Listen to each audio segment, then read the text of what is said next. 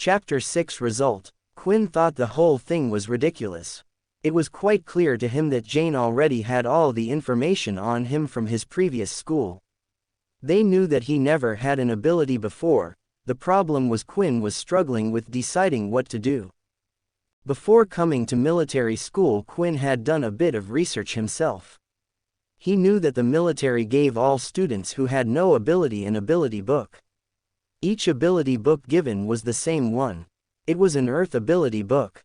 The reason they did this was so students who didn't have an ability before would suddenly feel indebted to the military.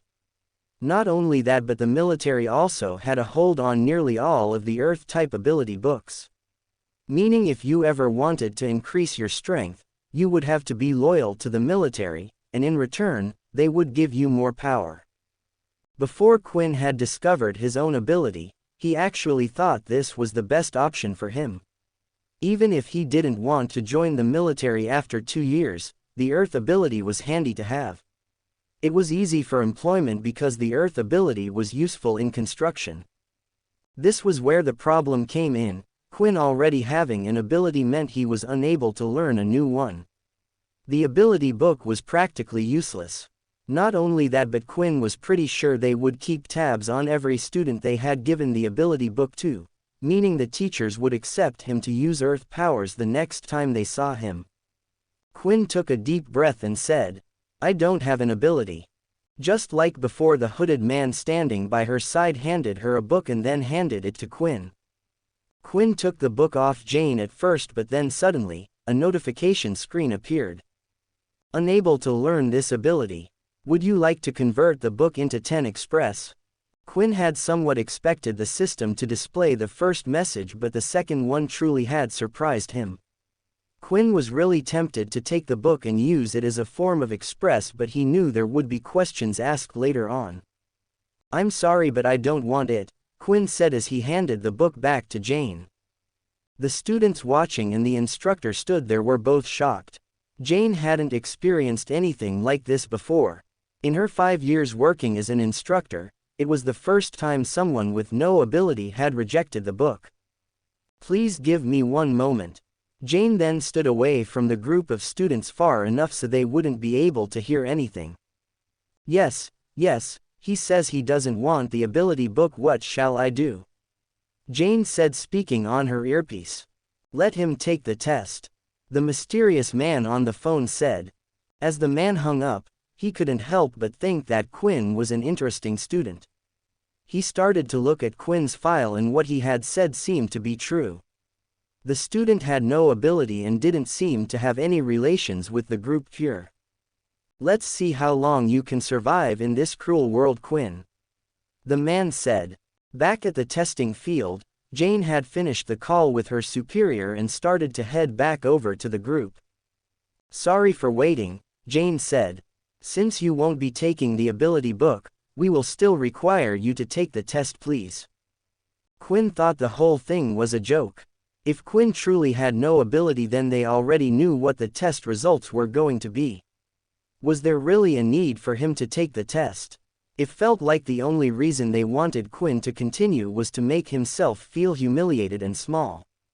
Eventually, then he would choose to go to the military and beg for the ability book they were handing out.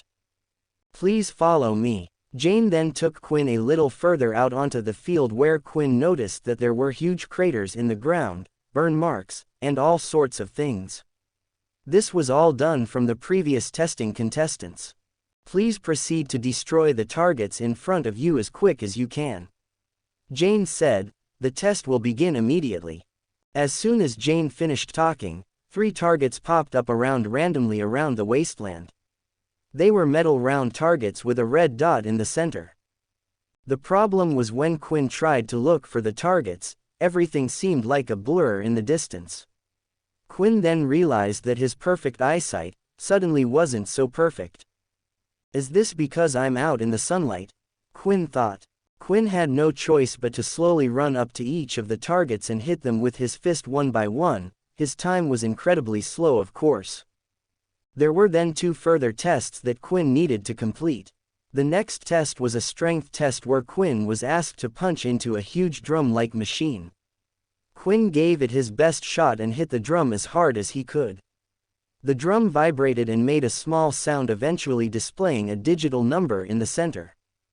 5. Strength, Jane said as she noted it down on her tablet. When the final test had arrived, they had brought out another machine. This machine was a big circular object with many holes on its front. Once the test started, the machine fired holographic spikes at the contestants. All Quinn needed to do was avoid being hit by the spikes. The machine went up in levels and eventually got faster and shot out more spikes. In the end, Quinn managed to get hit and the test was stopped. Agility, 5 inches, Jane said once again as she noted it down on her tablet. Quinn had heard the words from Jane's mouth and it started to make him think if there was some subtle link to the score she had given him. The last test was a test of strength and Quinn had scored a 5, similar to his system which had stated he had 5 strength. Then once again this test focused on agility and scored a 5, which was the same as his system. This meant if Quinn was to take the test at night, all of his scores would have most likely doubled. This also meant as long as he leveled up he could always increase his score. It was as if his ability was the ability to evolve but had some drawbacks with it as well. As expected, Jane said, "Unfortunately your current power level is a level 1. Quinn clenched his fist and went back to stand with the others.